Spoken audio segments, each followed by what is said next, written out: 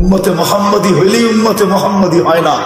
যদি হইতো তাহলে আল্লাহ রাসূল চিৎকার দিতেন না, কুল্লু উম্মতি ইয়াদখুলুনাল জান্নাহ ইল্লা মান আবা, আমার প্রত্যেক উম্মত জান্নাতে যাবে কিন্তু যারা আমাকে অস্বীকার করলো। জিজ্ঞাসা করছেন কে আপনাকে অস্বীকার করলো? মান আতাআনি দাখালাল জান্নাহ, যে আমার অনুসরণ অনুকরণ করবে সে জান্নাতে যাবে, আর যে অনুসরণ অনুকরণ করলো না ফাকাদ আবা।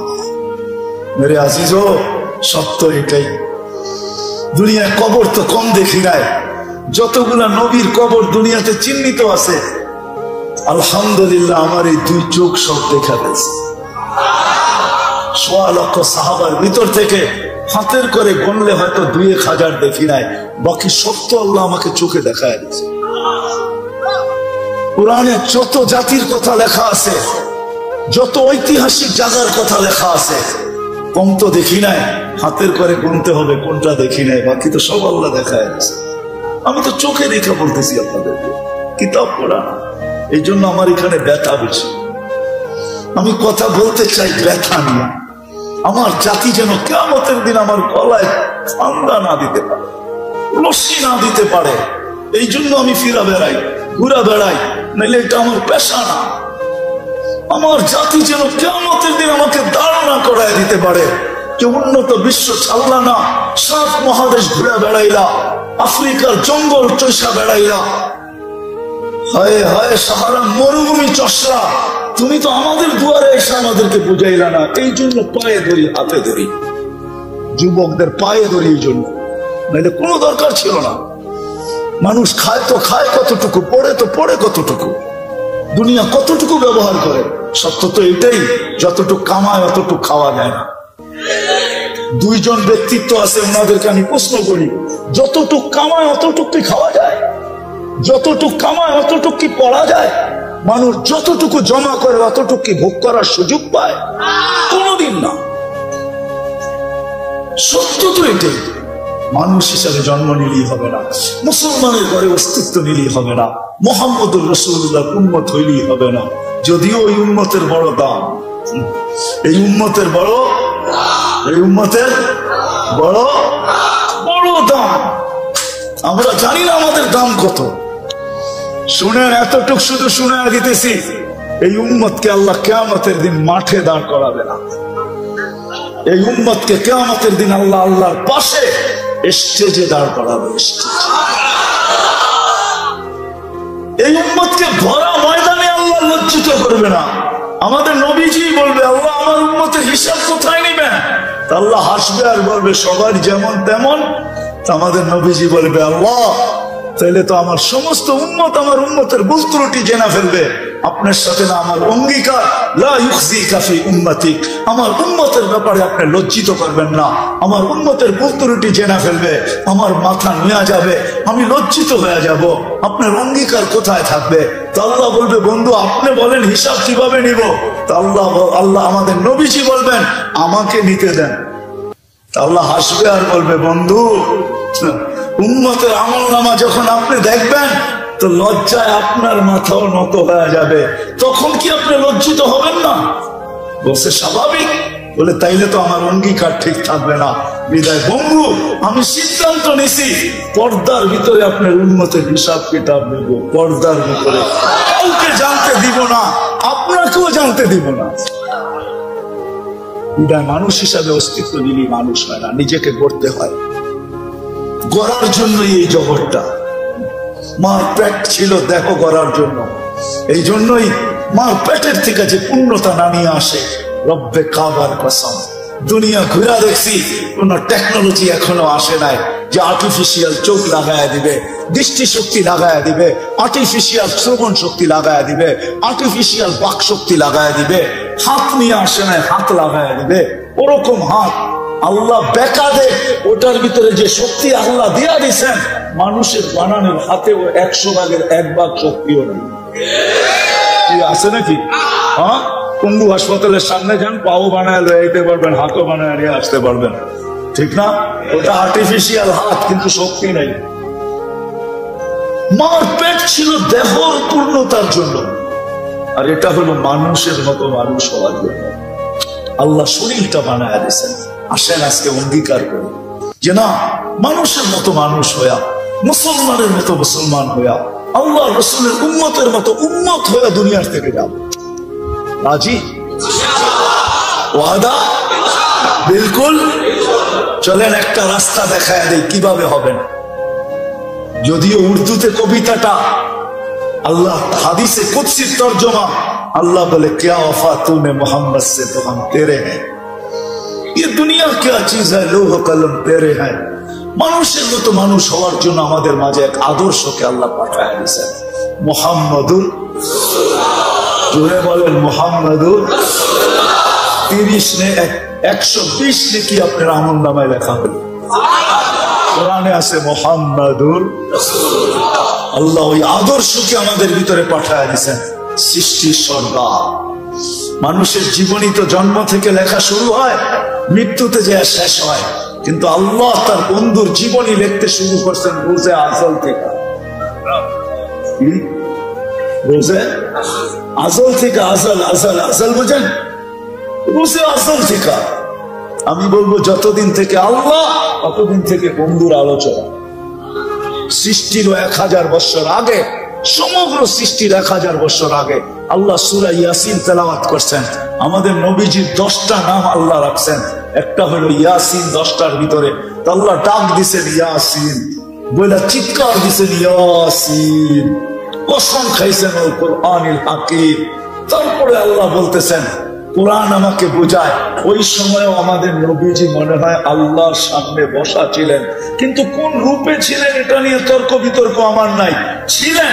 নাইলে কোরআন কেন বলে ইন্নাকা, আরবি গ্রামার ওই ব্যক্তিকেই বলা চলে যে সামনে বসা উপস্থিত, নাইলে বলতে হতো ইন্নাহু। আল্লাহ বলে ইন্নাকা লামিনাল মুরসালিন, বন্ধু আপনি নবী হিসাবে প্রেরিত, যার জীবনী, যার আলোচনা সমগ্র সৃষ্টির 1000 বছর আগের থেকে ওই আদর্শবান ব্যক্তিটাকে আমাদের ভিতরে পাঠাইছেন। আর যিনি সারাটা জীবন আমাদের জন্য চোখের পানি ঝরাইতে ঝরাইতে চলে গেছেন। জিবরিল আর মিকাইল জিজ্ঞাসা করছেন মা জালা আরাকা তাবকি, যখনই দেখি আপনি কাঁদেন কেন? বলছে যেদিন থেকে জান্নাত আর জাহান্নাম দেখা আসছি, উম্মতের জন্য চোখের পানি থামে না। উম্মতের জন্য চোখের পানি যা শুকায় নাই। 2500 মানুষ বুঝবে কি বুঝবে না আমি জানি না। যখন মালাকুল মউত কারো কাছে অনুমতি নিয়ে ঢোকেন নাই, আল্লাহ বলছে মালাকুল মউত যাও আমার বন্ধুর কাছে, প্রথমে ঘরে ঢুকার অনুমতি নিবে, অনুমতি দিলে ঢুকবে, নাইলে ঢুকবে না। ঘরে ঢুকার পরে আবার অনুমতি নিবে, বুকে হাত রাখতে বললে রাখবে, নাইলে ফিরা চলে আসবে। ঢুকছেন ঘরে অনুমতি নিয়া, বলছে বুকে হাত রাখবো, চোখে পানি ঝরতে ছিল। জিবরিল পিছে সালাম দিয়া ঢুকছেন, বলছে আতাবকি ওয়া আনতা ইলা রফিকিল আলা, এখনো আপনার চোখের পানি? এখন তো আল্লাহর সান্নিধ্যে যাবেন। উর্দু জগতে তো খুশির বন্যা চলতেছে, উর্দুর জগতে খুশির হুল্লোড় হইতেছে, খুশি আর খুশি। ইয়াসিনুল হাবিব ইলাল হাবিব, বন্ধু বন্ধুর কাছে চিরদিনের জন্য চলে যাবে। আপনি এখনো কাঁদেন কেন? বলছে এক প্রশ্নের জবাব এখনো বাকি, ফামান লিবাদি উম্মতি, আমার পরে আমার উম্মতকে বুকে জড়ায় কে রাখবে, কে দেখা রাখবে? রব্বে কাবার কসম, মুহাম্মদুর রাসূলুল্লাহর সাথে যদি আল্লাহর অঙ্গীকার না হইতো যে আপনার উম্মতকে আমি সমূলে ধ্বংস করব না, তাইলে এই উম্মত 1500 বৎসর পর্যন্ত চোখে দেখতো, বহুত আগে ধ্বংস হয়ে যেত, সমূলে ধ্বংস। আপনি কি মনে করেন সন্তানের হাতে বাপ টুকরা টুকরা, তারপরও জমিন থাকে দাঁড়ায় তার জায়গায়? কোরআন হাদিস এটা দেখেন, সন্তানের হাতে বাপ টুকরা টুকরা, সন্তানের হাতে মা বাবার জান যাইতেছে, 500 টাকার জন্য সন্তান বাপকে গুলি করতেছে। মিডিয়ায় কয়টা আসে, প্রত্যেক সন্তান ও 2500 যুবক তোমাদের পায়ে হাত রেখা বলি, আমি চিনি 2500। প্রবাসে কারা আছে এদেরকে আমি চিনি, খুব এদের সাথে আমার আসা যাওয়া হয়। যুবক তোমাদের পায়ে হাত রাখি, নেট শেষ হইতে দেরি, মা বাবার গলায় পাড়া দিয়া নেট কিনা নিতে দেরি করো না। বাবা বিদেশে থাকে, প্রবাস জীবন কোন আনন্দের জীবন না। আরে নিজের দেশের ভিতরে তো জেলের জীবনও আসছে ভালো মনে হয় আমার কাছে প্রবাস জীবনের চেয়ে। প্রবাস জীবন কি কোনো জীবন? সারাদিন পরিশ্রম করে যখন বিকালে ফিরে আসে, তো একটা শূন্যতার বালিশ নিয়ে ঘুমায় থাকে, ও শূন্যতার বালিশ।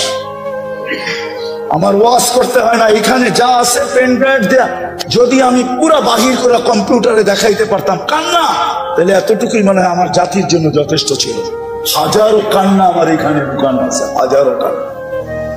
কিন্তু যুবক বাবা প্রবাসে, হায় হায়, মোবাইলে অকথ্য ভাষায় বাবার সাথে ব্যবহার করতে দেরি করো না। কেননা বন্ধুর হাতে অ্যান্ড্রয়েড সেট, তোমার হাতে নাই। বন্ধুর কাছে বাইক, তোমার কাছে নাই বাইক।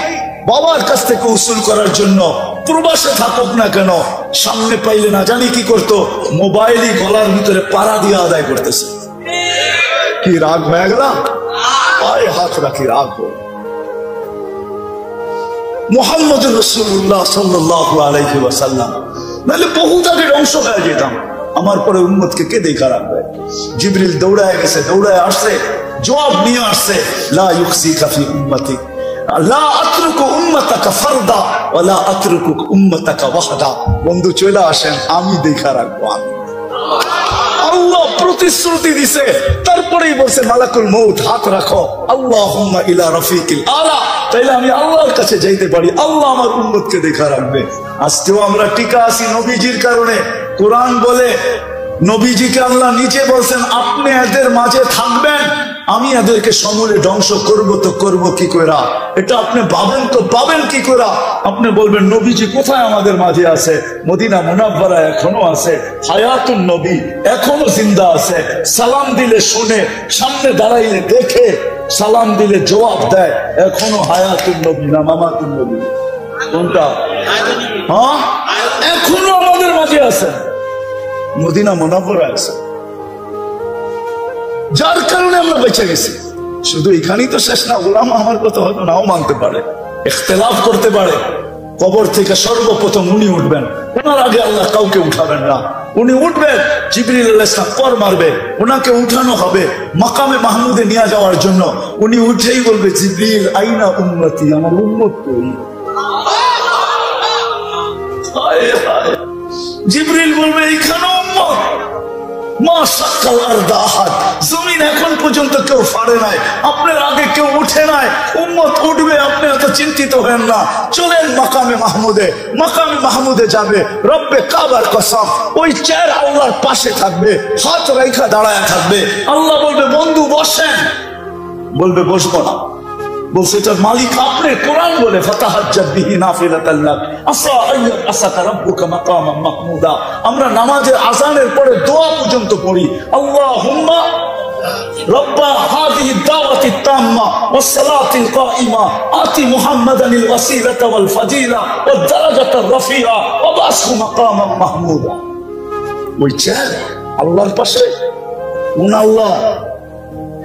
আমাদের মতো কোন আল্লাহ যার হাতে সবকিছু?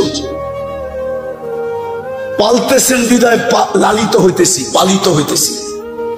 ডেলি 24 ঘন্টায় 550 লিটার অক্সিজেন দেন, 1,60,000 শ্বাস প্রশ্বাস নিতে দেন। আমার কথা মানেন? শ্বাস ছাড়েন তো, আপনি জানেন না কোথায় কখন ছাড়তেছেন, আপনি জানেন না কখন নিতেছেন, কিন্তু কন্ট্রোল রুমের সাথে যোগাযোগ আছে। ফেরেশতা যখন ছাড়েন তখন জিজ্ঞাসা করে, আমসিক, আল্লাহ বন্ধ করে দিব না ওপেন রাখবো? আল্লাহ 1,65,000 বার মেসেজ থ্রো করেন, উতরুক আলী আবদি আজাল, ছাড়া দে, খোলা রাখ, সীমা রেখা দেওয়া আছে। যেদিন সীমা রেখা আসবে তোকে মেসেজ দিব, ছাড়বে তো টানতে দিবি না, টানবে তো ছাড়তে দিবি। ডেলি 36 বার কিডনিকে ডায়ালিসিস করে। দুনিয়ার বিজ্ঞান বিজ্ঞান বিজ্ঞান 24 ঘন্টায় 6 বার ডায়ালিসিস করার ক্ষমতা রাখে না।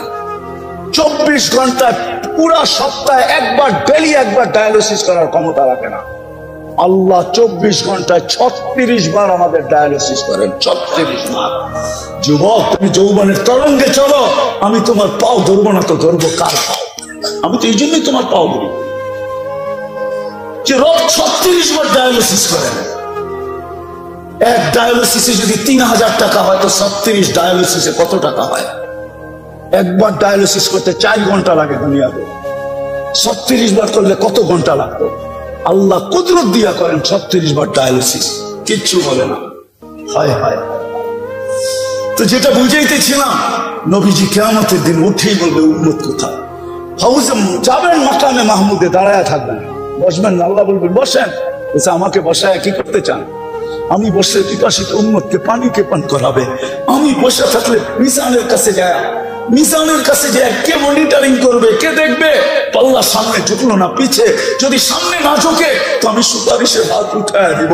আপনারা বলছেন সালতু তা সাফি তু সাফা, আমি সুপারিশ করলে মঞ্জুর করবেন, আমি হাত পাতলে আপনি দিবেন, তো ওইখানে হাত উঠায় দিব। আমি বসবো না, ওইখান থেকে তৃতীয় পলসেলাতে ছুটে যাব। যদি উম্মত পার না হইতে পারে তো দুরুদের কাঠটি মাথায় দিয়ে পান করায় দিব। জীবনে যদি একবারও করা ওই আদর্শবান মুহাম্মদুর রাসূলুল্লাহকে পাঠাইছেন আমরা মানুষের মতো মানুষ হওয়ার জন্য। আমি তো এই জন্যই কাঁদি, এই বড় মজমার ভিতরে একজনও পাবো না। এইখানে পাবো যুবক সারা রাত চুলের স্টাইল তালাশ করে গুগলের ভিতরে, যে স্টাইল ওর পছন্দ হয় ওটাকে স্ক্রিনশট দিয়ে নিয়ে নেয়, পরের দিন সকালবেলা যায় সেলুনে আর যে বলে তোমার এই দোকানের ডিজাইন চলবে না, আমি চয়েস করে স্ক্রিনশট দিয়ে ডিজাইন নিয়ে আসছি, এই ডিজাইনে আমার চুল কাটা দিবে, টাকা কত নিবে এটা প্রশ্ন না। হয় যুবক তোর পায়ে হাত রেখা বলি, তুই যদি জীবনে একদিন সেলুনে যায় বলতি যে আজকে আমার ডিজাইন না তোমার ডিজাইনও না, আজকে মুহাম্মদুর রাসূলুল্লাহ ডিজাইনে আমি চুল কাটতে চাই। যদি বলে কেন, বলে কিয়ামতের দিন যখন দেখা হবে বলতে তো পারবো সারা জীবন তো আপনার ডিজাইনে কাটতে পারি নাই, আপনার ডিজাইনে কাটতে পারি নাই, একবার আপনার ডিজাইনে চুল কাটছি, আমাকে কি দিবেন দেন না। এই জন্য তো আমি পায়ে ধরি। মানুষ হিসাবে মানুষ জন্ম নিলেই মানুষ হয় না, নিজেকে মানুষের মতো মানুষ বানাইতে হবে। কিন্তু আমি মানুষের মতো মানুষ বানাবো কিভাবে? মডেল কোথায়? মডেল কোথায়? আদর্শ কোথায়? নমুনা কোথায়? এই জন্য মুহাম্মদুর রাসূলুল্লাহ সাল্লাল্লাহু আলাইহি ওয়াসাল্লাম আদর্শ। আসেন আল্লাহ রাসূলের আদর্শকে শিখি, আদর্শবান মানুষ হই। কবরে যখন যাব ইনশাআল্লাহ কবর সেলুট দিবে, এতে কোনো সন্দেহ নাই। এই জন্য শিখবেন। হ্যাঁ, কোত্থেকে? গুগল থেকে? কোত্থেকে? আমাদের মেয়র সাহেব বলতেছিল দুনিয়া হয়তো বলবে যে এই মাদ্রাসাগুলো লাভ কি, মাদ্রাসা কি বানায়? আমিও বলবো মাদ্রাসা কি বানায়? মাদ্রাসা ইঞ্জিনিয়ার বানায় না, মাদ্রাসা ডাক্তার বানায় না, মাদ্রাসা আর্কিটেকচার বানায় না, দুনিয়ার কোন জিনিস বানায় না। কিন্তু মেয়র সাহেবের কথাটা ভালো লাগছে, মাদ্রাসা সুপারিশি বানায়, সুপারিশি। বাংলাদেশে একটা রুলস আছে, সমস্ত আদালত থেকে যে বিতাড়িত হয়ে গেল, ফাঁসির আসামি হিসাবে প্রমাণিত হলো যে তার ফাঁসি অবধারিত, শুধু একটা জায়গা খালি থাকে, যেইখানে যদি সে মানায় নিতে পারে একটা জায়গা তার জন্য বাংলাদেশে থেকে যায়। কিন্তু ওইটাও সে বাধ্য না। প্রেসিডেন্টের কাছে জীবন ভিক্ষা, এই একটা ক্ষেত্রই বাকি থাকে। প্রেসিডেন্ট যদি তাকে জীবন ভিক্ষা দেওয়া যায় তো হাইকোর্টেরও বলার কিছু থাকে না, জজ কোর্টেরও বলার কিছু থাকে না, সুপ্রিম কোর্টেরও বলার কিছু থাকে না, প্রধান বিচারপতিরও বলার কিছু থাকে না, প্রধানমন্ত্রীরও বলার কিছু থাকে না, কারো বলার কিছু থাকে না। কেননা উনি অল ইন অল, উনি মাফ করা দিছে তো মাফ, কিন্তু উনি বাধ্য না। কিন্তু হ্যাঁ, কিয়ামতের মাঠের দিন আল্লাহ অল ইন অল, মালিক ইয়াউমিদ্দিন, কিন্তু আল্লাহ গ্যারান্টি দিবেন আজকের সুপারিশ কবুল হতেও পারে, নাও হতে পারে, দ্বিধা দ্বন্দ্ব থাকতে পারে, কিন্তু কালকে যাদেরকে আমরা সুপারিশের অধিকার দিব তাদের সুপারিশ আমরা গ্রহণ করব। এই জন্যই তো আমি সারা বাংলাদেশে বলি, আপনি আলেমের পিছে চলেন, চলতে না পারেন পায়ে হাত রেখা বলি, কোনোদিন আঙ্গুল উঠায় না। কেননা এটা বলেই শেষ করে দিতেছি, এই উম্মতে জাহান্নামের সিদ্ধান্ত হলেও ডাইরেক্ট জাহান্নামে পাঠাবে না। এটা এই উম্মতের জন্য ডাইরেক্ট জাহান্নামে সিদ্ধান্ত হওয়ার পরও কি করবে না? পাঠাবে না। যেমন আছে থানাওয়ালারা ধরে নিয়ে যেতে পারে, কিন্তু ডাইরেক্ট জেলে পাঠাইতে পারে না। পাঠাইতে হলে যেতে হবে কোথায়? আদালতে। আদালতের অধিকার হলো জেলে পাঠানো, থানা পাঠাইতে পারবে না। সে তার কাস্টডিতে রাখতে পারবে, হাজতে রাখতে পারবে, কিন্তু জেলে না। জেল তো পাঠাবে আদালত। এই উম্মতের সিদ্ধান্ত হলো ডাইরেক্ট জাহান্নামে নিক্ষেপ করবে না, এক জায়গায় দাঁড় করায় দিবে, একত্রিত করবে।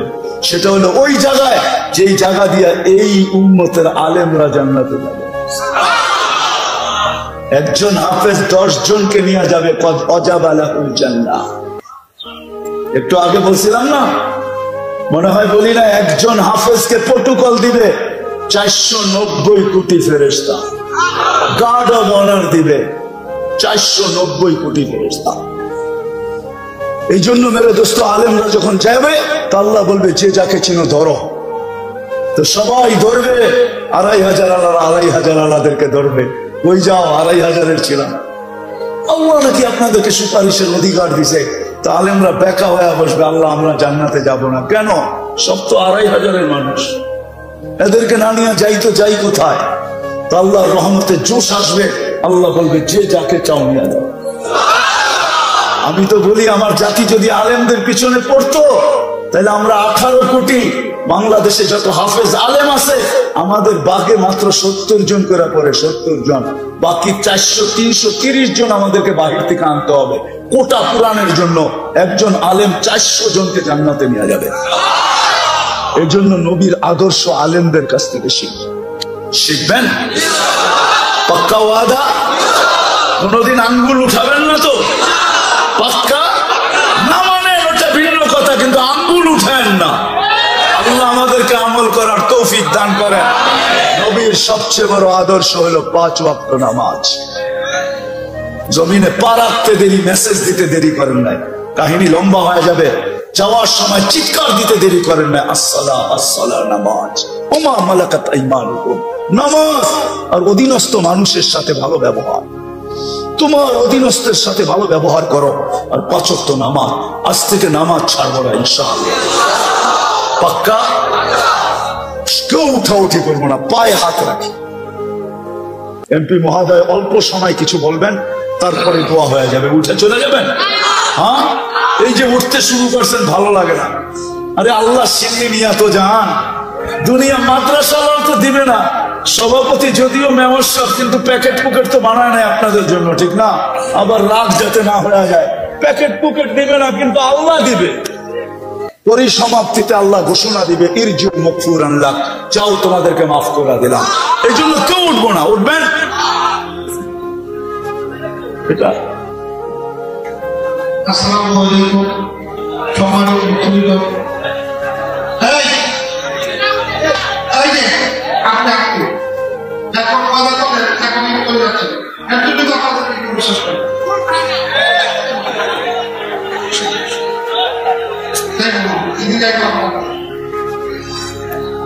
আপনাদেরকে বাংলাদেশে একটা বুঝিয়েছে আমাদের প্রখ্যাত আলেম, সেইটা আপনারা যদি মনে প্রাণে বুঝে থাকেন তাইলেই আজকের এই আয়োজন সম্ভব। এই আয়োজন সম্ভব।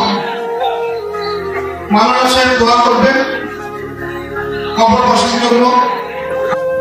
জিবরিল বলবে এইখানে উম্মত মাশাআল্লাহ আরদাহাত, জমিন এখন পর্যন্ত কেউ ফাড়ে নাই, আপনার আগে কেউ উঠে নাই, উম্মত উঠবে, আপনি এত চিন্তিত হেন না। চলেন মাকামে মাহমুদে। মাকামে মাহমুদে যাবে, রব্বে কাবার কসম, ওই চেয়ার আল্লাহর পাশে থাকবে, হাত রাইখা দাঁড়ায় থাকবে। আল্লাহ বলবে বন্ধু বসেন, বলবে বসবো না। বলছে এটার মালিক আপনি। কোরআন বলে ফাতাহাজ্জাত বিহি নাফিলাতান লাক আসা আইয়াব আসাকা রাব্বুকা মাকামান মাহমুদা। আমরা নামাজের আযানের পরে দোয়া পর্যন্ত পড়ি, আল্লাহুম্মা রাব্বা হাযিহি দাওয়াতিত তাম্মা ওয়াস সালাতিল কাইমা আতি মুহাম্মাদানিল ওয়াসিলাতা ওয়াল ফাজিলা ওয়াদ দারাজাতার রাফিআ ওয়া বাসহু মাকামান মাহমুদা। ওই চেয়ার আল্লাহর পাশে। কোন আল্লাহ? আমাদের মতো ডেলি 24 ঘন্টায় 550 লিটার অক্সিজেন দেন, 1,60,000 শ্বাস প্রশ্বাস নিতে দেন। আমার কথা মানেন? শ্বাস ছাড়েন তো আপনি জানেন না কোথা কখন ছাড়তেছেন, আপনি জানেন না কখন নিতেছেন, কিন্তু কন্ট্রোল রুমের সাথে যোগাযোগ আছে। ফেরেশতা যখন ছাড়েন তখন জিজ্ঞাসা করে আমসিক, আল্লাহ বন্ধ করে দিব না ওপেন রাখবো? আল্লাহ 1,65,000 বার মেসেজ থ্রো করেন, উতরু কলি আবদি আজাদ, ছাড়া দে, খোলা রাখ, সীমা রেখা দেওয়া আছে। যেদিন সীমা রেখা আসবে তোকে মেসেজ দিব, ছাড়বে তো টানতে দিবি না, টানবে তো ছাড়বে। ডেলি 36 বার কিডনিকে ডায়ালিসিস করেন। দুনিয়ার বিজ্ঞান বিজ্ঞান বিজ্ঞান 24 ঘন্টায় 6 বার ডায়ালিসিস করার ক্ষমতা রাখে না। 24 ঘন্টায় পুরা সপ্তাহে একবার, ডেলি একবার ডায়ালিসিস করার ক্ষমতা রাখে না। আল্লাহ 24 ঘন্টায় 36 বার আমাদের ডায়ালিসিস করেন, 36 বার। যুবক, তুমি যৌবনের তরঙ্গে চলো, আমি তোমার পাও ধরবো না তো ধরবো কার পাও? আমি তো এই জন্যই তোমার পাও ধরি যে রোজ 36 বার ডায়ালিসিস করেন। এক ডায়ালিসিসে যদি 3000 টাকা হয়, তো 36 ডায়ালিসিসে কত টাকা হয়? একবার ডায়ালিসিস করতে 4 ঘন্টা লাগে দুনিয়াতে, 36 বার করলে কত ঘন্টা লাগতো? আল্লাহ কুদরত দিয়া করেন 36 বার ডায়ালিসিস, কিচ্ছু বলে না। হায় হায়, কিয়ামতের দিন আল্লাহ প্রথম ডাকবে ফাতেমাকে, আর ডাইকা বলবে আইনা বানাতুকি, তোমার মেয়েরা কোথায়? জান্ডা দিবে ফাতেমা রাদিয়াল্লাহু তাআলা আনহার হাতে, আর ফাতেমা রাদিয়াল্লাহু তাআলা ডাকবে আইনা বানাতি, আমার মেয়েরা আমাকে সামনে রেখে জীবন কাটাইছে, আমার মতো জীবন কাটায় আসছো, যারা আমাকে মডেল বানাইছো, যারা আমাকে নমুনা বানাইছো, যারা আমাকে আদর্শ বানাইছো, যারা আমার জীবনী পড়ছো, আমার মতো জীবনটা কাটায় আসছো, আসো।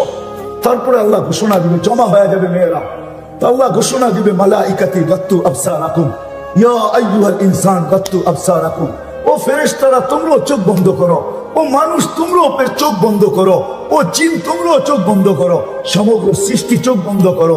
সবাই জিজ্ঞেস করবে কেন আল্লাহ? বলে ফাতেমা, ফাতেমার মেয়েরা এখন জান্নাতে যাবে। সবাই আগে মেয়েরা জান্নাতে যাবে, কারা? তারপরে আল্লাহ ডাকবে আইনা হাসান আর হুসাইন, হাসান হুসাইন কোথায়? আসবে দুইজন, জান্ডা আল্লাহ দুই ভাইয়ের হাতে দিবে। তারপরে বলবে ডাকো আইনা শাবাব আল মুসলিমিন, মুসলমানদের যুবকরা কোথায়? বলছে কোন যুবক? বলে আল্লাযীনা শাবাবা খুশান, ওই সমস্ত যুবক যারা আল্লাহর ভয়ে নিজেকে লজ্জাপতির মতো গুটায় দিয়েছিল, ওরা কোথায়? তা একদল যুবক উঠবে, মুসলমানদের যুবকরা হাসান হুসাইনের সাথে যাবে। তো আল্লাহ বলবে হাসান হুসাইনকে, চলো তোমরা আগে, মুসলমানদের যুবকরা তোমাদের সাথে। তারপরে ডাকবে আইনা আবু বকর, আবু বকর উঠবে, তার হাতে বুরাদের ঝান্ডা দিবে, আবু বকরের সাথে উমর আসবে, উসমান আসবে, আলী আসবে, টপ আসবে, আশারায়ে মুবাশশারা আসবে। তারপরে আল্লাহ ডাকবে আইনা শুয়ুখাল মুসলিমিন, মুসলমানদের বুড়ারা কোথায়? আইনাল্লাযীনা শাইয়াবু ফিল ইসলাম, ওরা কোথায় যারা ইসলামের ভিতরে দাড়ি পাকায় গেছে? তারপরে উঠবে বুড়ারা, আল্লাহ বলবে আবু বকর তুমি আগে, এইবার চলো মুসলমানদের বুড়ারা। কেমন হবে ওই দিন? তিনও দলে যখন দুজকের কাছে যাবে, তো দুজক জিজ্ঞেস করবে মান আনতুম, তোমরা কারা? মহিলাদেরকে আগে জিজ্ঞেস করবে, ফাতেমা রাদিয়াল্লাহু তাআলা পরিচয় দিবে, তো দুজক বলবে তা'বুরুনা কাইলা তাশউর, এরকম পার হবে যে তোমাদের খবরই না হয় সিরাত কখন পার হয়। হাওয়ার গতি কি? এর চেয়ে কোটি গুণ গতিতে মুসলমানের মেয়েরা পার হয়ে যাবে। তারপরে যুবকরা পার হবে, তারপরে বুড়ারা পার হবে, সবাই সামনে আল্লাহ রসুল থাকবে। কে থাকবে? কে থাকবে? কে থাকবে? আরেক দল মহিলা আছে যারা আল্লাহ রসুলের আগে দিয়ে জান্নাতে ঢুকবে, যারা যৌবন বয়সে বিধবা হয়েছে, কিন্তু বাচ্চা কাচ্চা পালতে যায় নিজের জীবনটাকে বিসর্জন দিয়ে দিছে, আর দ্বিতীয় বিয়ে বসে নাই, বাচ্চা কাচ্চা নিয়ে জীবনটা কাটায় দিছে। তারা আল্লাহ রসুলের আগে দিয়ে ঢুকবে। তা আল্লাহ রসুল জিজ্ঞাসা করবে তোমরা কারা, আমার আগে ঢুকতেছো? হাইসা দিয়া বলবে ইয়া রাসূলুল্লাহ, পরিচয় দিবে। তা আল্লাহ রসুল বলবে মারহাবান বিকুন্না, তোমাদের জন্য মারহাবা, তোমরাই যোগ্যতা রাখো আমার আগে যাওয়ার, চলো। ওই জিন্দেগি শিখানোর জন্য আল্লাহ রসুল আসে, যে তিনটা জিনিস যেন সুরক্ষিত হয়, ওইটাই শিখতে হবে, শিখা ছাড়া আসবে না। সাহাবারা শিখছেন, আমি দেখাইছি আপনাদেরকে, এরা দুনিয়া গড়লে করতে পারতেন, আমাদের মতো দুনিয়া করতে পারতেন? কসম খোদার মেরে আজিজ ও বুইগরের মানুষ, আমরা তো পায়ের ঘাম ঝরায়া আমরা দুনিয়া যতটুকু গড়ছি, যেই যতটুকু গড়ছি, সাহাবা শুধু ইশারা করলে ভুলে যেত। কি করলে? কি করলে? শুধু ইশারা না, ইচ্ছা করলেই হয়ে যেত। কি করলে? কি করলে? বুঝে আসে না?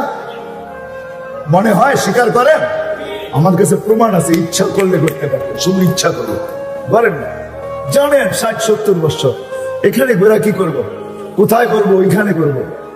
এই জন্য জান মাল সুরক্ষিত করা, হেফাজত করা, কোথায় লাগাইতে হবে, যোগ্যতাকে সঠিক জায়গায় কাজে লাগাই দিছি। আসেন, আর লম্বা করতে চাইতেছি না, যদি বুঝে আসে আমার কথা, বুইগরের মানুষ এই মজমার থেকে প্রতিজ্ঞা করেন যে আমিও শিখব। এই জন্যই আমি বলতেছিলাম, সব পায়া যাওয়ার পরে ভুলে গেছে কে দিল, কেন দিল, কোত্থেকে দিল, কিভাবে দিল। তাও এটাও বলে 24 ঘন্টা তোকে সুরক্ষিত করি। হায় হায়, তুই ভুলা থাকিস কিভাবে? তো কোরআনের আরেকটা শব্দ আমাদেরকে বুঝাইতে চাইতেছে, কোরআনের চিৎকার, মা গররাকা বিরাব্বিকাল কারীম ইয়া আইয়ুহাল ইনসান। ও মানুষ, সবকিছু পাওয়ার পরে তুই আল্লাহকে ভুললি কি করে? বল। আল্লাহ জিজ্ঞাসা করতেছে, প্রশ্ন করতেছে, সবকিছু পাওয়ার পরে তুই আল্লাহকে ভুললি কি করে? মা গররাকা বিরাব্বিকাল কারীম, রব্বে কারীমকে তুই ভুললি কি করে? যে কারীম 24 ঘন্টা নাফরমানি।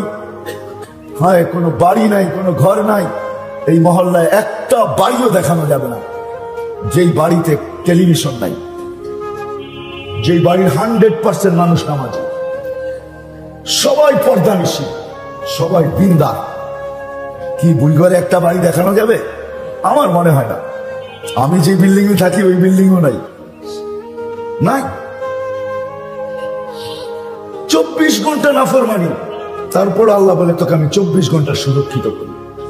কথা লম্বা হয়ে যাবে, আমি লম্বা করতে চাইতেছি না। এই জন্যই নবীরা আসেন,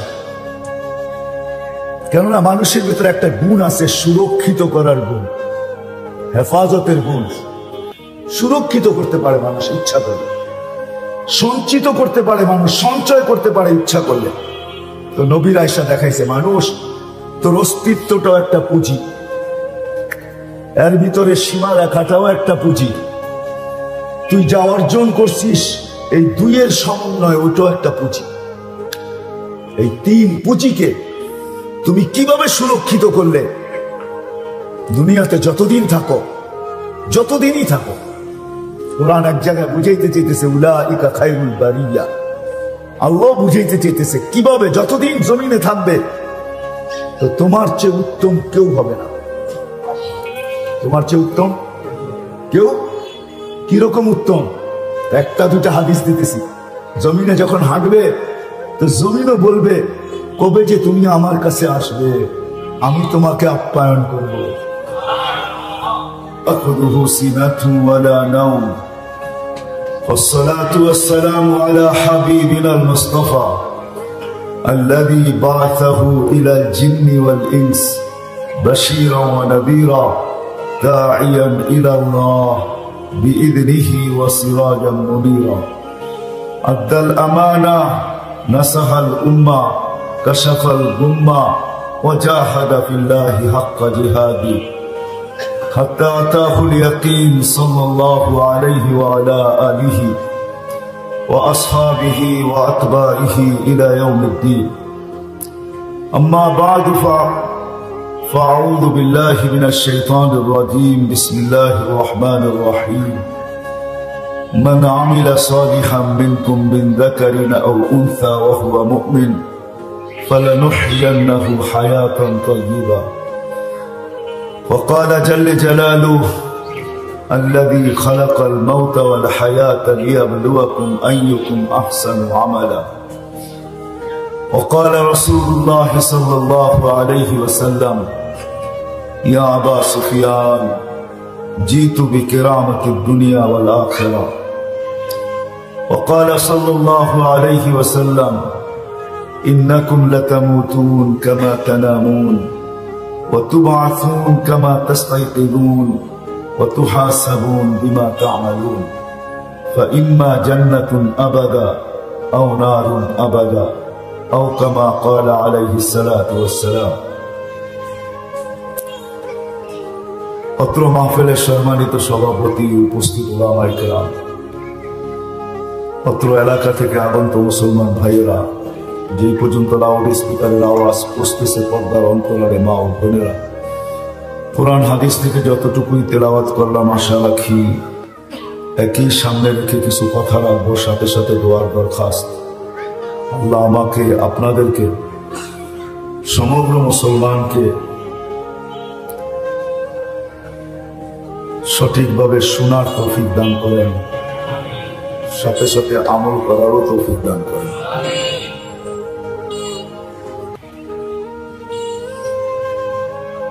যদিও স্বভাবগত মানুষের ভিতরে একটা গুণ আছে, প্রত্যেক মানুষের ভিতরে, নারী পুরুষ নির্বিশেষে সুরক্ষিত করার গুণ সবার ভিতরে আছে। এরকম কোনো মানুষ নাই। বাচ্চার কথা ভিন্ন, কেননা বাচ্চার না পক্ষে লেখা হয় না বিরুদ্ধে লেখা হয়। এই জন্য হাদিসে আছে রুফিয়া কালাম সবই হাত্তা ইয়াবলুগ, বাচ্চার থেকে কলম উঠানো থাকে, তার পক্ষেও লেখা হয় না বিরুদ্ধেও লেখা হয় না, যতক্ষণ পর্যন্ত সে প্রাপ্ত বয়স্ক না হয়। যেই মুহূর্তে প্রাপ্ত বয়স্ক হইল তো কলম তার পক্ষে বা বিরুদ্ধে লিখতে শুরু হলো। যতক্ষণ পর্যন্ত সে প্রাপ্ত বয়স্ক হয় না তো কলম তার থেকে উঠানো থাকে, না পক্ষে লেখা হয় না বিরুদ্ধে লেখা হয়। দ্বিতীয় একটা শ্রেণী আছে পাগল, মজনু হাত্তা ইয়াবরা, পাগলেরও পক্ষেও লেখা হয় না বিরুদ্ধেও লেখা হয়, তার থেকেও কলম উঠানো। তৃতীয় একটা সম্প্রদায় আছে নায়েম হাত্তা ইয়াস্তাইকিজ, মানুষ যখন ঘুমায় যায় তো কলম উঠানো থাকে। ঘুমের ঘরে যা কিছুই করে ওটা তার পক্ষেও যায় না, তার বিরুদ্ধেও যায় না। এই তিন সম্প্রদায় ছাড়া সমস্ত মানুষের ভিতরে জন্মগত একটা গুণ আছে, মানুষ সুরক্ষিত করতে জানে, যেটাকে আরেক শব্দ বলতে পারেন সঞ্চয় করতেও জানে। মানুষ হেফাজত করতে জানে, সঞ্চয় করতেও জানে, সুরক্ষিত করতে জানে। কিন্তু আফসোস, সঠিকভাবে যদি সুরক্ষিত না হলো, হেফাজত না হলো, সঞ্চিত না হলো, তাহলে এই মানুষটার জন্য বিরাট বড় আফসোসের বিষয় হয়ে দাঁড়াবে। এই জন্যই নবীরা এসে মানুষকে বুঝায় তিনটা জিনিসই মানুষের মহাপুঁজি। শরীরটাও কিন্তু, অস্তিত্বটাও একটা পুঁজি। বুঝাইতে পারতেছি? অস্তিত্বটা একটা পুঁজি, আর প্রত্যেকের অস্তিত্বের ভিতরে কতটুকু সীমারেখা দেওয়া আছে, যেটাকে আমাদের শব্দে আমরা বয়স বলি, আয়ু বলি, এটাও কিন্তু একটা পুঁজি। কিন্তু প্রত্যেকের অস্তিত্বের ভিতরে কতটুকু সীমারেখা দেওয়া আছে, সীমারেখা পর্যন্ত এক্সপায়ার ডেট, সীমারেখা কতটুকু দেওয়া আছে এটা কারোরটা কেউ জানে না। না আমারটা আমি জানি, না কারোরটা আমি জানি, কেউ কারোরটা জানে না। এটা স্বয়ং আল্লাহর কাছে রাখা আছে, এটা আল্লাহই জানেন আর কেউ জানে না। এই জন্যই নবীরা মানুষকে সতর্ক করছেন, আল্লাহর রাসূল আমাদেরকে সতর্ক করছেন। কোন নবীও যদি নাকি উম্মতকে এরকম সতর্ক করেন না, পাওয়া যায় না। কিন্তু আমাদের নবীজি তো দয়ার ভান্ডার, ওনার দয়ার সীমানা নাই। দয়ার সীমানা নাই বিদায়ী আল্লাহ নবীজিকে নিজের নাম উঠায় দিয়া দিয়েছেন রউফ। আমাদের নবীর একটা গুণ রউফ। রউফ বোঝেন? এটা কিন্তু আল্লাহর নাম, কিন্তু আল্লাহ নিজের বন্ধুকেও দিয়েছেন রউফ। চলেন আমি কোরআন থেকে ধরিয়ে দিই, লাকাদ জাআকুম রাসূলুম মিন আনফুসিকুম আজিজুন আলাইহি মা আনিতুম হারিসুন আলাইকুম বিল মুমিনিনা রাউফুর রহিম। রউফ এটা আমাদের নবীজির গুণ। দয়ার ভান্ডার তো আর কোনো সীমারেখা নেই যে কতটুকু দয়ালু। এটা আরেকটা জিনিস দিয়ে বুঝলে বোঝা যেতে পারে, যিনি দুনিয়ার থেকে বিদায় নিতেছেন কিন্তু 9টা ফ্যামিলির ভিতরে সবাই ক্ষুধার্ত, নিজেও ক্ষুধার্ত, কলিজার টুকরা ফাতেমাও ক্ষুধার্ত, হাসান হোসাইনও ক্ষুধার্ত, আলিউল মুর্তাজাও ক্ষুধার্ত, যার পুরাটা ফ্যামিলি ক্ষুধার্ত। এতটুকু ক্ষুধার্ত, ফ্যামিলির লোকদেরই উক্তি যে শুধু ক্ষুধার্ত ছিলাম না, ঘরে বাতি জ্বালানোর মতো তেল শূন্য ছিল, তেলও ছিল।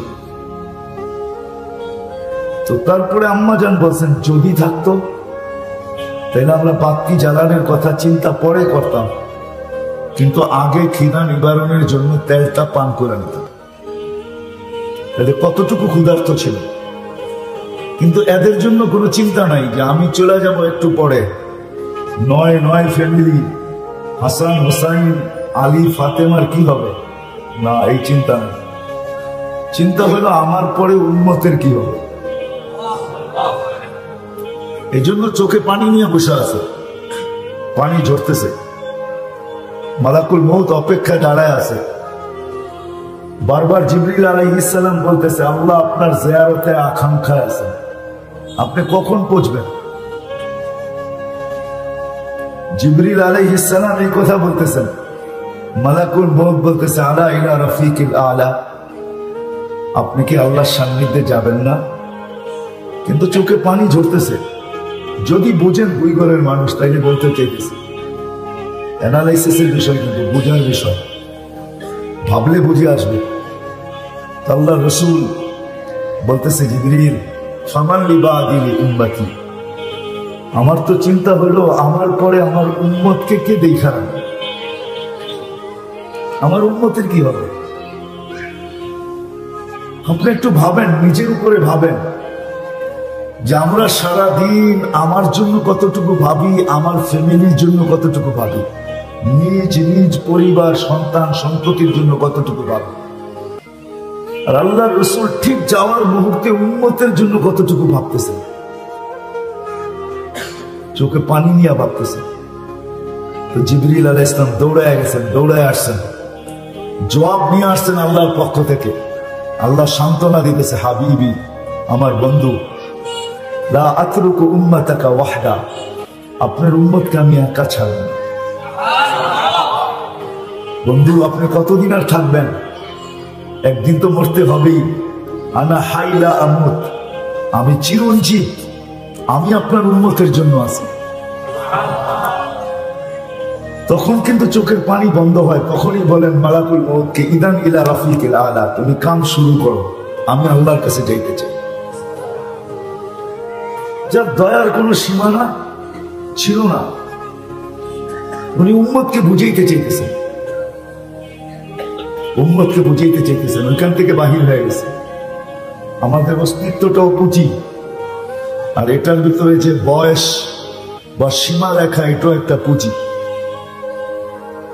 কিন্তু পুঁজি কতটুকু কারো জানা নেই, না নারী জানে, না পুরুষ জানে, না যুবক নারী না বৃদ্ধ জানে, না আমাদের সমাজে যারা সবচেয়ে এডুকেটেড শিক্ষিত,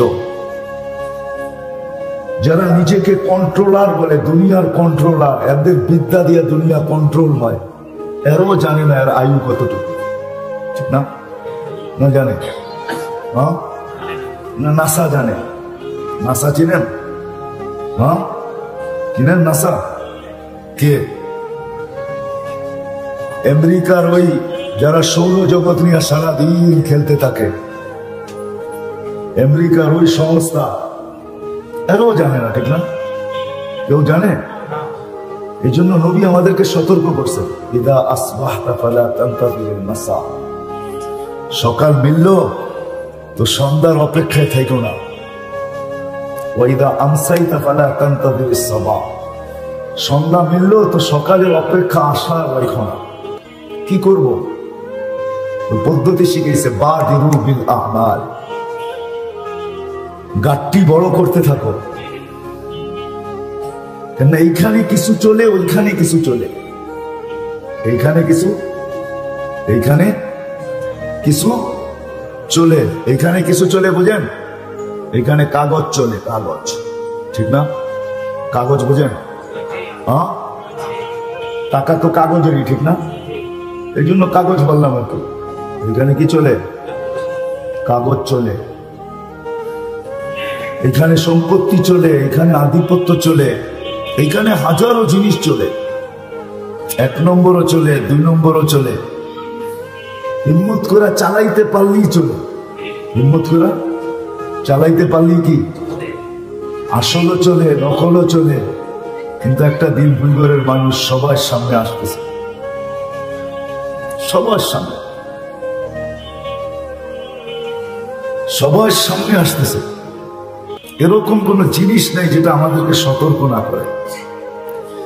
আমাদের নিচের মাটিটাও আমাদেরকে সতর্ক করে, প্রতিনিয়ত সতর্ক করে, ডেলি 100বার সতর্ক করে।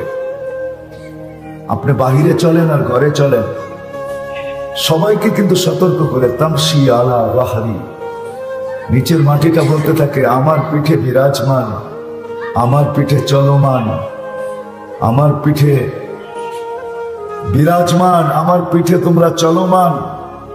মাসিরু কাফি বাতনি, অতি সত্তর তুমি আমার পেটে আসবে। কোরআনও বুঝাইতে চাইতেছে মিনহা খালাকনাকুম। কোরআনও যেন চিৎকার দেয় আর মানুষকে বুঝাইতে চায় মিনহা খালাকনাকুম, পায়ের নিচেরটার থেকেই তোমার জন্ম। ফিহা নুঈদুকুম, এর ভিতরেই তোমাকে নেওয়া হবে। আবার এটাও বলে নুখরিজুহা তারাতান উখরা, আবার এটার থেকেই তোমাকে আবারও উঠানো হবে। মাটিটাও সতর্ক করে। হায়, এমনকি আমার মহল্লার কুকুরটাও আমাকে সতর্ক করে। বিশ্বাস হয় না?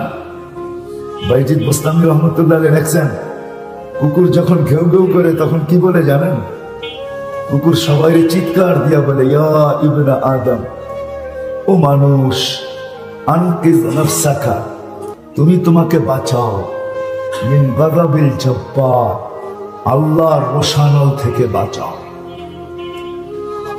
আল্লাহ রোষানল থেকে, গজব থেকে তুমি তোমাকে বাঁচাও। ইয়া ইবনা আদম আনকিজ নাফসাকা মিন গাযাবিল জব্বার, ও মানুষ, তুমি আল্লাহর গজব থেকে তোমাকে বাঁচাও। সূর্যের কিরণটাও আমাদেরকে সতর্ক করে। ওঠে আর বলে আনা ইয়াউমুন জাদীদ, আমি বুইগরের উপরে নতুন দিন। থাকার সুযোগ এখানে নাই, কেউ থাকবো না। দুনিয়ার অবস্থান কবরে চলবে না। যদি চলতো, হায় হায়, কত চিঠি না কবরে কাফনের ভিতরে যাইত। কোন চিঠি আজ পর্যন্ত কবরে যায় নাই, কেউ দেয় নাই, কোনো আইডি দেয় নাই, কোনো পরিচয় দেয় নাই। ওইখানে কোনো পরিচয় চলবে না। হ্যাঁ, মানুষের মতো মানুষ যে হয়ে গেল, রব্বে কাবার কসম। ইমাম জালালউদ্দিন সুয়ুতি রহমতুল্লাহ আলাইহি লেখেন, কবরের পাশে নিতে দেরি, দুনিয়া সালাম দেখার না দেখ, কবর সালাম দিবে আর বলবে ইদান উহাব্বিলু লাকা বাতনি খাদরা, তোকে রাখতে দেরি, আমার পেট সবুজ শ্যামল হতে দেরি হবে না। ওয়াসাদু ইউহাব্বিলু জিসমাকা নূরা, তো শরীর নূরানি হইতে দেরি হবে না। ওয়াসাদু রূহুকা ইলাল্লাহ, তো রূহ আল্লাহর সান্নিধ্যে যাইতে দেরি হবে না। তাসুরুহু গুদুওয়া ওয়া আশিয়া, তুই সকালে আল্লাহকে দেখবি, মজা শেষ না হইতে না হইতে আবার বিকালে দেখবি, বিকালের মজা শেষ না হইতে না হইতে আবার সকালে দেখবি। সত্য এটাই। 60-70 বছরের জীবন মানুষ হিসাবে অস্তিত্ব দিচ্ছেন নিজের ইচ্ছায়। মুসলমানের ঘরে অস্তিত্ব দিচ্ছেন নিজের ইচ্ছায়। মুসলমান হইলেই যদি মানুষ মুসলমান হইতো, তাহলে কোরআনে এই চিৎকার কোনদিন আসতো না, ওয়ালা তামুতুন্না ইল্লা ওয়া আনতুম মুসলিমুন। জন্ম নেওয়া এক জিনিস, আর নিজেকে মুসলমান হিসাবে গড়ে তোলা আরেক জিনিস। নাহলে আল্লাহ চিৎকার দিতেন না, কোরআন চিৎকার দিতেন না, আল্লাহর বাণী কোনদিন চিৎকার দিত না। এটা চিৎকার, ওয়ালা তামুতুন্না ইল্লা ওয়া আনতুম মুসলিমুন। বলখের বাদশা ছিলেন ইব্রাহিম ইবনে আদহাম। কয়েকদিন পরে রাজত্ব ছেড়া দিছেন। রাত্র জঙ্গলে কাটে, দিন মরুতে কাটে, অথবা রাত্র মরুতে কাটে, দিন জঙ্গলে কাটে। বহু দিন পর্যন্ত বলখালারা অবস্থান করছেন, অপেক্ষা করছেন, হয়তো ইব্রাহিম ভুল বুঝবে, আবার রাজত্বে ফিরে আসবে। কেননা তার মতো ন্যায়পরায়ণ বাদশা ছিল না। যেমন মানুষ ভালো ছিল, সেও ভালো ছিল, কিন্তু ইব্রাহিম ফিরেন না, ফকির জীবন গ্রহণ করছে। কোন একদিন সে ঘুরতে ঘুরতে বসরায় তারি এলাকায় চলে আসছে, তো বসরার মানুষ তাকে ঘিরা ধরছে, ইব্রাহিম রাজত্ব ছেড়া ফকিরি কেন গ্রহণ করলে? এখন রাত জঙ্গলে, দিন মরুতে, দিন জঙ্গলে, রাত মরুতে, এই জীবন কেন তুমি গ্রহণ করলে? বলছে 4টা চিন্তা আমাকে পাগল বানায় দিয়েছে। বেটা বেটা বেটা 4টা চিন্তা আমি পাগল। বলছে সেই 4টা চিন্তা কি? বলছে শোনো, মার পেটে যেদিন রূহ আসছে, সবকিছু লেখার সাথে সাথে 2টা জিনিসও লেখা হয়েছে। সেই দুটা কি জিনিস কি? বলে আশাকিয়ুম আম সাঈদ, আমি নেককার না বদকার। ফালা আদরি মাযা কুতিব, আমি জানি না আমার ব্যাপারে কি লেখা হয়েছে। বলছে ইব্রাহিম দ্বিতীয়, বলে যেদিন মালাকুল মউত আমাকে উঠায় নিয়ে যাবে, রূহ নিতে আসবে, দুটা সম্বোধনের যে কোনো একটা সম্বোধন আমাকে করবে। হয়তো বলবে আইয়াতুহান নাফসুত তাইয়্যিব, পবিত্র রূহ, অথবা বলবে অপবিত্র রূহ। দুটার যে কোনো একটা বলবেই বলবে। আগে বলবে ইলা রহিম ওয়া রাইহান, চলো শান্তিময় জগতের দিকে। অথবা আগে বলবে চলো তুমি কষ্ট আর কি দেখছো, চলো ওই কষ্টময় জগতের দিকে। তৃতীয় হয়তো বলবে চলো এরকম প্রভুর কাছে যে তোমার উপরে রাগান্বিত নয়। অথবা বলবে চলো এরকম প্রভুর কাছে যে তোমাকে দেখতে চায় না। বলে ফালা আদরি মাযা ইউখাতিব, আমি জানি না আমাকে কি বলে সম্বোধন করা হবে। বলছে ইব্রাহিম তৃতীয়, বলে কবরে যাওয়ার পরে কেউ প্রশ্ন উত্তরের জবাব দিতে পারবে, কেউ পারবে না।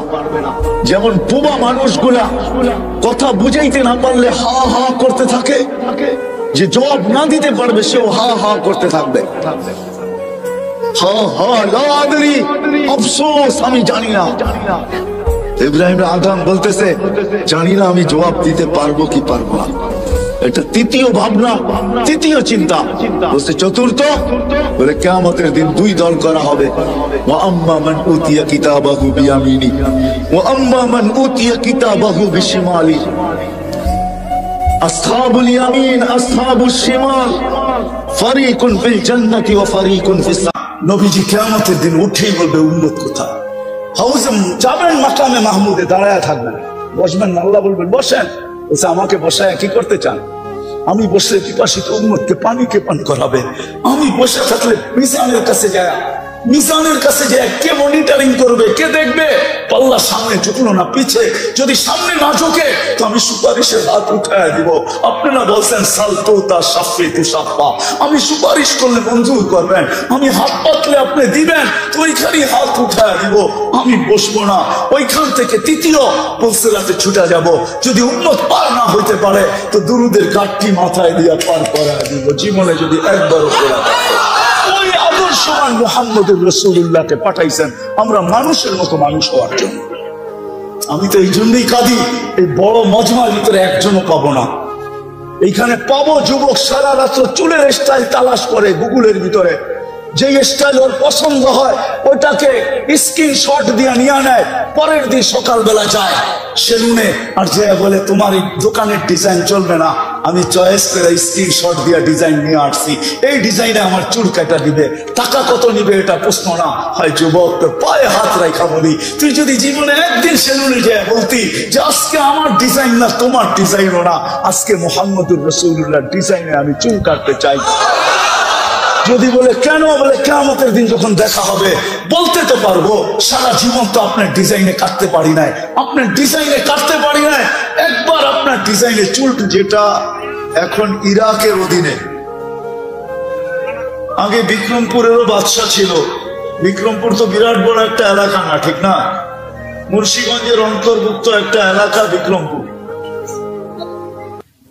কিন্তু বিক্রমপুরের রাজা বীর বিক্রম বিক্রমপুরের বাদশা ছিলেন, ছোট ছোট এরিয়ার বাদশা হইতো। বলখের বাদশা ছিলেন ইব্রাহিম ইবনে আদহাম রহমতুল্লাহ আলাইহি। রাত্রে ঘুমন্ত ছিলেন, ছাদের উপরে জানি কে জোরে জোরে হাঁটতেছিল, তার পায়ের আওয়াজে ঘুম ভেঙে গেছে। প্রহরীকে বলছে এত জোরে ছাদে অবেলা হাঁটে তো, এই গভীর রাত্রে হাঁটে তো হাঁটে কে?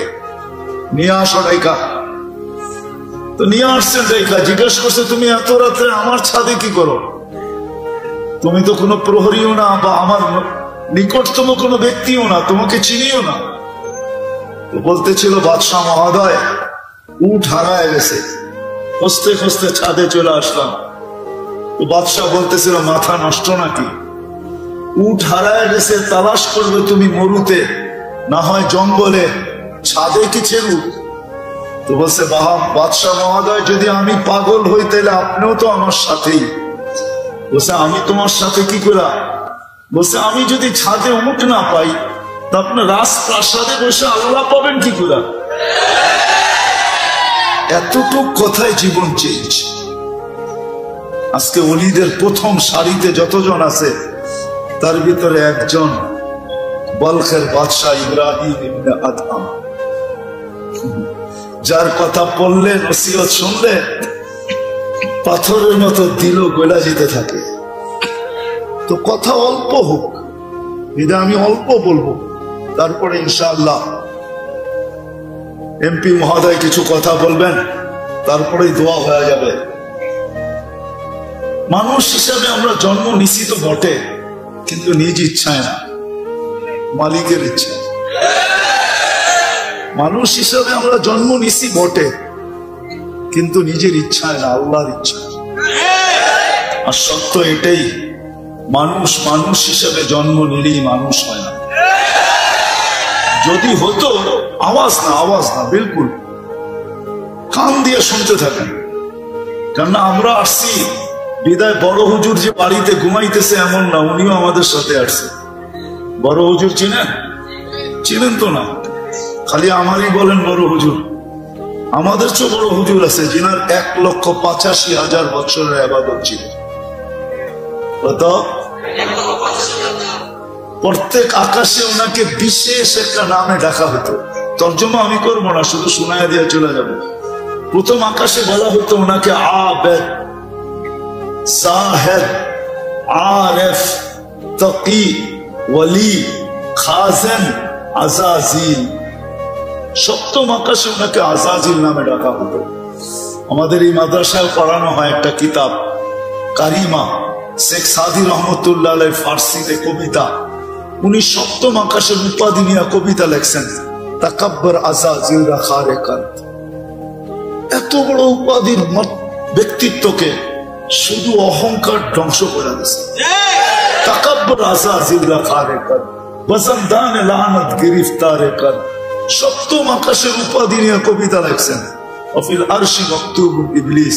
উনি আমাদের সাথে আসছেন, ওনার মিশনই হলো আমাদেরকে পথভ্রষ্ট করা, সত্যের থেকে সরায় দেওয়া। বিদায় ওনার 24 ঘন্টা আমরা ঘুমাই, উনি ঘুমান না, আমরা খাই, উনি খান না, আমরা ক্লান্ত হই, ওয়ালাহু কারিম, আমার সঙ্গে যে আছে সে ক্লান্ত হয় না। আমি যত বড় আমার সঙ্গেরটাও অত বড়, আমার সাথে যেটা আছে ওইটাও 100 দেশ ঘুরেই আমার সাথে আসছে। আমার সাথে যেটা আছে ওটাও মুফতি। এই জন্য বলতেছিলাম মেরে দোস্ত, মানুষ মানুষ হিসেবে জন্ম নিলে মানুষ হয় না। যদিও আল্লাহ সদিচ্ছায় মানুষ হিসাবে জন্ম দেন, কিন্তু মানুষ মানুষ হিসাবে জন্ম নিলেই মানুষ হয় না। যদি হতো তাহলে যেই মানুষকে আল্লাহ কুদরতি হাতে অস্তিত্ব দিলেন, এক ফোঁটা পানির থেকে এত ভালোবাসা দিলেন, সমগ্র সৃষ্টিকে যেই মানুষের জন্য আল্লাহ বিসর্জন দিলেন, রব্বে কাবার কসম। একজন মানুষ যখন সুবহানাল্লাহ বলে, এটার বিনিময় সে যা পায়, সমগ্র সৃষ্টি তার সারা জীবন আল্লাহর গুণগান গাক না, তাতে কি আসে যায়? এক সাররা পরিমাণ বিনিময় পাবে না।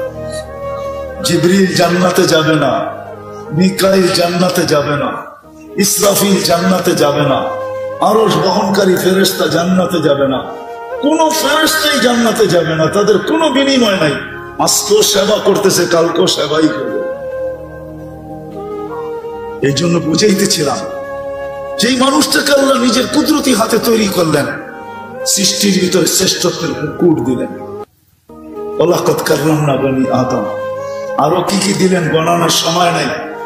ওই মানুষটাকে কোনোদিন আল্লাহ জানোয়ার বলতেন না, উলাইকা কাল আনআম বাল হুম আদাল, এর চেয়ে নিকৃষ্ট কোনোদিন ঘোষিত করতেন না। তাহলে বোঝা গেল মানুষ জন্ম মানুষ হিসাবে নিলেই মানুষ হয়। অস্তিত্ব যদিও আল্লাহ মানুষ হিসাবে দিয়েছেন, মানুষ নিজেকে মানুষের মতো মানুষ বানাইতে পারে, এটাই আল্লাহর দাবি। তোমাকে আমি মানুষ হিসাবে নিজ ইচ্ছায় অস্তিত্ব দিছি, তুমি তোমাকে মানুষের মতো মানুষ বানায় আমার কাছে আসো, এটাই আল্লাহর দাবি। আল্লাহর দাবি পূরণ করে যেতে হবে।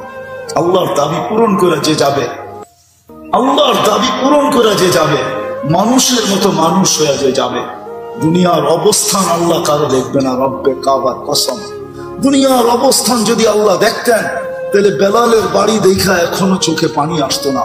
প্রতিদিন হাজার হাজার মানুষ যায়।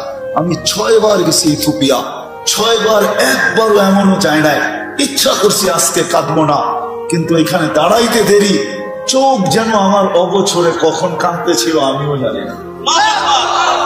বেলালের বাড়ি দেখে কেউ চোখের পানি ঝরাইতো না, রাবেয়ার বাড়ি দেখে কেউ বিলাপ করতো না। আমি 6 বার রাবেয়ার বাড়ি দেখছি। ফেরাউনের কৃতদাসীর কবর দেখা কেউ চোখের পানি ঝরাইতো না। মানুষ হিসাবে জন্ম নিলেই মানুষ মানুষ হয় না। 2,500 মানুষ একটু ভালো মতে বোঝেন।